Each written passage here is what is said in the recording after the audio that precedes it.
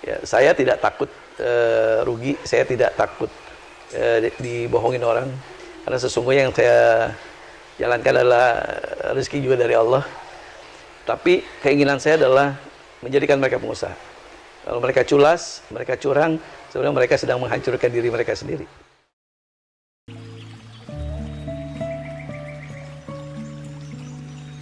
Buat saya, ditipu itu resiko. Tapi dia matikan jalan dia sendiri. Jadi kalau dia jujur, dia punya berintegritas, insya Allah dia itu jalan terus ke depan. Ya, saya tidak takut rugi, saya tidak takut dibohongin orang, karena sesungguhnya yang saya jalankan adalah rezeki juga dari Allah, dan Allah yang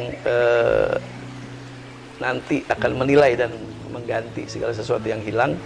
Tapi keinginan saya adalah menjadikan mereka pengusaha.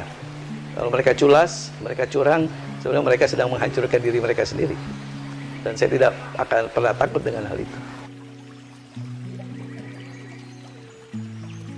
Ya, seperti saya sampaikan tadi, saya bukannya penjual, tapi saya penyedia bisnis. Mereka adalah pengusaha-pengusaha yang belanja di saya dan jual di keluarganya.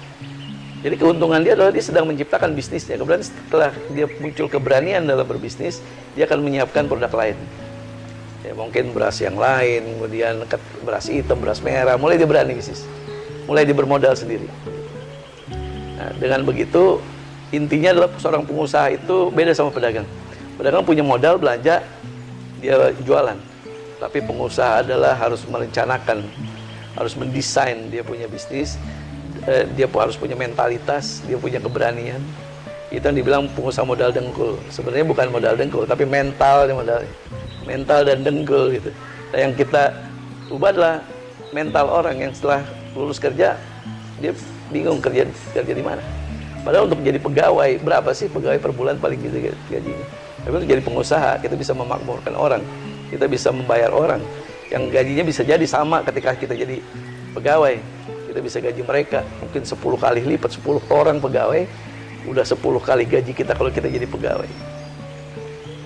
Yang kemudian yang berikutnya adalah keinginan saya adalah meraih rahmat Allah. Bukan untuk diri saya, untuk lingkungan, untuk semua, untuk Depok pada khususnya. Jadi Ayo Depok ini termasuk mengajak untuk Depok meraih rahmat Allah dengan menolong teman-teman kita. Di sini saya tidak butuh bantuan dana, saya cuma minta dukungan aja terhadap program ini. Karena dengan bantuan support materi tidak akan bikin program ini berjalan mulus. Tapi ajak teman-teman untuk mendukung Ayo Depok, untuk membeli produk Ayo Depok, untuk makan beras Ayo Depok. Dengan begitu, secara tidak langsung, pelan-pelan Depok ini bisa makmur. Ya, untuk saya pribadi, program ini tidak ada keuntungan, jauh dari karena saya sejujurnya tidak suka dengan bisnis model begini. Jadi kalau saya bilang cost leadership gitu, saya tidak senang jualan beras, saya tidak senang jualan minyak, saya tidak senang. Karena apa? Itu cost leadership, itu siapa yang punya harga lebih murah pasti dia diburu orang, dan itu nggak ada duitnya. Kenapa saya mau bisnis ini? Ini pure sosial. Ini pekerjaan sosial. Dan saya ingatkan bahwa saya haramkan mulut saya untuk mengambil keuntungan ini. Dan 100% keuntungan ini kita gunakan untuk masyarakat. Bahkan saya mensubsidi 100% dari keuntungan itu untuk kita sumbangkan ke pondok pesantren. Jadi jauh dari kesan komersil. Karena promosi Ayo Depok itu jauh lebih besar daripada modal beras. Modal beras mungkin di bawah 100 juta. Saya bikin kaos, sponsor ini itu segala macam, itu udah habis mungkin 500-700 juta. Jadi untuk apa? Untuk kita menggugah masyarakat untuk mendukung Ayo Depok. Jadi Ayo Depok untuk pembangunan masyarakat Depok murni, bukan untuk keuntungan pribadi. Jauh dari itu.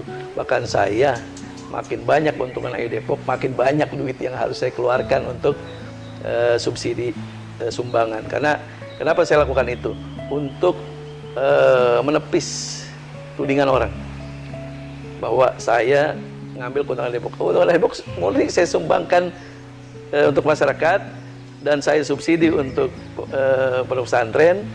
Jadi jauh dari kesan itu.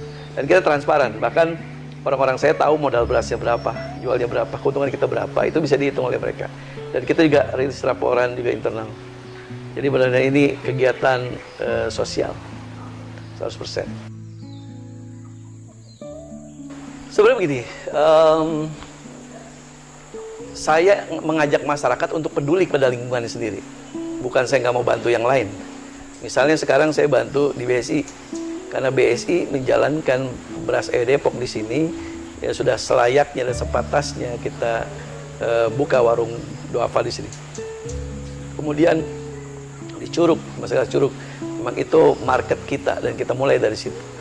Untuk wilayah lain yang ingin dihadirkan program-program sosial lagi Depok, silakan dukung itu. Nanti hasil keuntungannya akan kita buatkan pasar di situ, akan kita bantu masyarakat di situ. Dan tujuannya adalah mengajak, mendukung. Jadi ketika kita bantu tapi tidak ada dukungan, itu mereka juga sebenarnya tidak peduli sama lingkungan sendiri. Jadi saya mengajak masyarakat untuk peduli pada lingkungan dengan cara dukung Ayo Depok, maka lingkungannya kita bantu. Karena apa? Karena mereka sendiri sebenarnya yang bantu, bukan saya. Saya hanya menyalurkan itu di lingkungan mereka. Memang ada 1-2 wilayah lain seperti Cinere, Beli 1-2, itu memang belum bisa. Karena keuntungan baru terbatas. Kita anggaplah dia sodako dengan wilayah lain dulu. Tapi kalau mereka membeli dalam jumlah besar, dan kita bisa buat satu warung di situ, tidak ada salahnya kita buat di situ. Jadi balik dari mereka untuk lingkungan mereka.